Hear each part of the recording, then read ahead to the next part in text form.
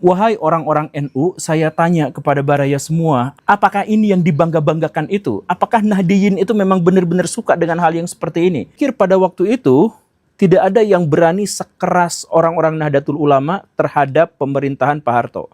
Bahkan Gus Dur itu berani menulis Pak Harto itu bodoh. Gitu. Itu gak ada orang selain Gus Dur dan selain orang PBNU yang berani mengatakan seperti itu di puncak kejayaannya Pak Harto. Sekarang NU itu tidak lebih dari pemanis pilkada dan pemilu. Kalau ada calon yang pengen menang di satu daerah, kalau ada calon yang pengen menang di Indonesia, maka yang mereka lakukan adalah gaet ulama-ulama NU, silaturahim dengan mereka, kalau mungkin bawa itu sebagai wakilnya, dan itulah yang akhirnya menyebabkan mereka menang. Jadi ya hanya dijadikan sebagai pemanis saja bagi perpolitikan di Indonesia, dan apalagi kemarin levelnya bahkan jauh lebih rendah lagi dari sekedar pemanis buat kepentingan politik, yaitu apa?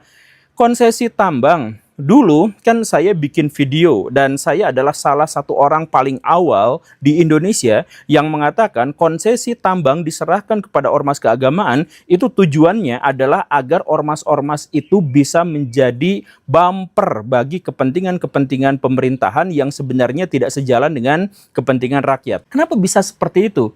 Ya karena apa? Karena ekonomi yang naik itu hanya untuk menaikkan kekayaan dari orang-orang yang sudah kaya saja, oligark saja, sedangkan fakir-fakir miskin itu semakin terinjak-injak. Dan NU dalam hal itu kemudian datang bukannya untuk membela rakyat, tapi membela oligarki. Jadi kalau misalkan ada amarah dari masyarakat, kalau ada demonstrasi, nah simpen kiai-kiai di situ agar berfatwa. Fatwanya itu langsung keluar ke sana ke sini untuk kemudian membenarkan kezaliman dan kejahatan.